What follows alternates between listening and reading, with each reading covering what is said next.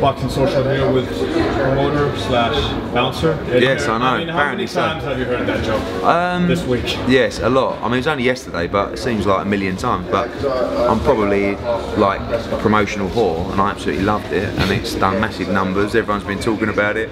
Everyone's been talking about the incident, the fight, and we're nearly sold out. So all in all, fantastic. You can call me whatever you want. Bouncer's quite nice, really, compared to some heavyweight bouncer. Yeah, you know, I would probably be the worst bouncer you could ever find. Why is that? Because I'm not, you know, I'm not a fighter. I'm a lover. But you've seen tables fly. Yeah, against welterweight, as I said, against welterweights, I can hold my own. But the heavyweights, I don't really want to be in there. Let's talk about today's press conference. Was it spicy enough, or? Yeah, I mean, look, the tickets are sold, the hype's there. We don't want, you know, people trying to punch each other, and then it was intellectual. There's a few debates in there as well. There's a little bit of spice, and I think there's great anticipation around this fight. You could feel that in the room. You could feel that in the head-to-head. You know, sometimes you do a head-to-head, and you know, that head-to-head, I was sort of looking at both of them thinking, oh, I can't wait for this. And the truth is, no one really knows what's going to happen, and that's when you know you've got a great fight.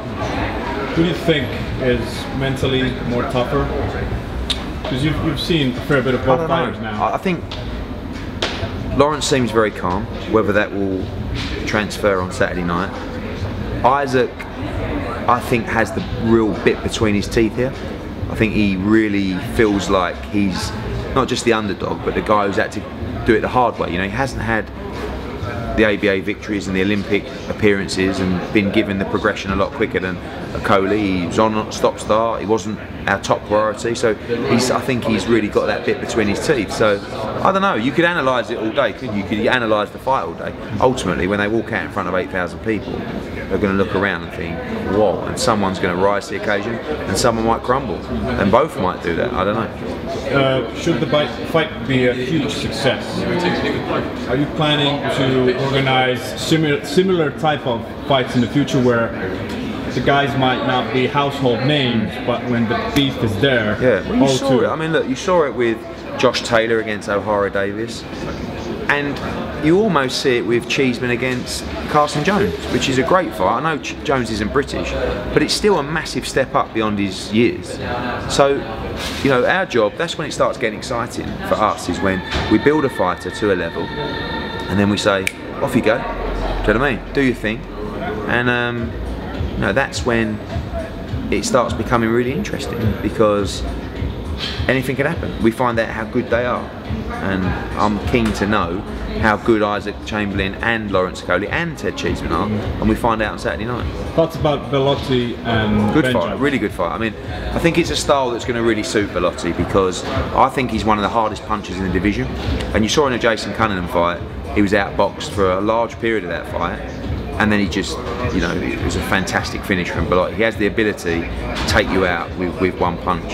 And Ben Jones is, they call him Duracell because he don't stop coming. And it's not a great style to fight Bellotti with, but he can punch as well, Ben Jones, and I think that's going to be all over real quick because someone's going to get chinned.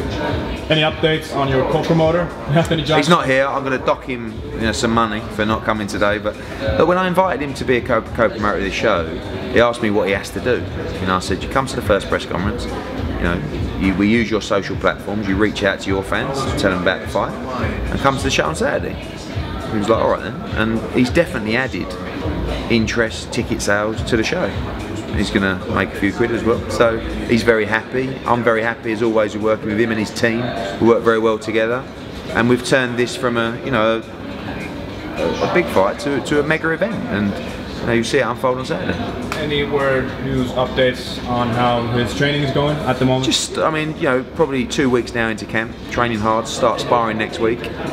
Early days, but you know, he kept himself very fit outside of this camp and brought his weight down nicely before. He's made the mistake before of having that rest and eating very well and coming into camp too heavy. So this time he came into camp nice and light, and hopefully that'll you know, continue till final. I'm sure you've heard the news about Tyson Fury being stripped of his ring magazine title. Thoughts about that? I thought they should have done it earlier, to be honest with you. They've given him every opportunity. They even told him the date where he has to get a fight announced by, so they can't do any more. I think it's probably for the best because he had to fight someone in the top 5 or close to. He wasn't going to do it. It devalues Tyson in negotiations, but obviously if you're the Ring Magazine champion, that helps in your negotiations for a fight like Joshua. So it's not great for him in that respect. But is that a target for Anthony Joshua? 100%. Anthony badly wants to win the Ring Magazine belt. So I spoke to Dougie Fisher last night and I said, look, let's see. You know, I think the committee's general feeling is we want AJ against Wilder for the Ring Magazine belt. I'm saying I think you should do AJ against Parker for the Ring Magazine belt. But I think the general consensus is let's see how Wilder looks on March 3rd. Of course, if he loses, I think AJ against Parker is a natural fight for the Ring Magazine belt. But yes, AJ, he really wants to win the Ring Mag belt, and that was one of the main reasons he wants to fight Tyson. Well, no, the main reason is he wants to knock him out, but one of the reasons is because he wanted to win the Ring Magazine belt off him. So, you know, we'll see what happens. Have you heard any rumours? Well, you've probably seen Shannon Briggs' Instagram posts. I went through them the other day because I didn't even know. I'm on a lot of them. You know, like cartoon cutouts and stuff like that. Yeah, I don't know what he's doing. I mean, Shannon Briggs just prices himself out of every fight. He thinks like he's worth 7 figures in fights, but he wants to fight Tyson Fury. Tyson Fury ain't gonna fight Shannon Briggs, I don't think, in the short term. But Shannon Briggs, like, I mean, when did he last fight now? 2 years ago, maybe? It was a while back, yeah. But this is a great character. He can punch a bit. He's very old. But I don't know. Alright, final thoughts about Saturday. Just really excited. I mean, it's got the young guard coming through, Joshua Buatsi as well, brilliant fighter.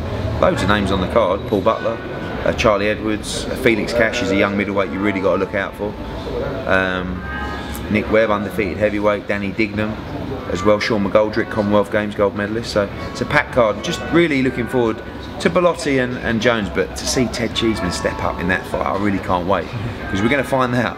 It's all very well punching people and we're not getting hit back, but when someone's hitting you back, you know, with 10-ounce gloves on and they don't stop coming, we'll see what he's made of. And then of course the big one, I think the anticipation within the arena is going to be amazing, and looking forward to the show on Saturday at O2. We'll tune in. Cheers mate, thanks a lot. Cheers.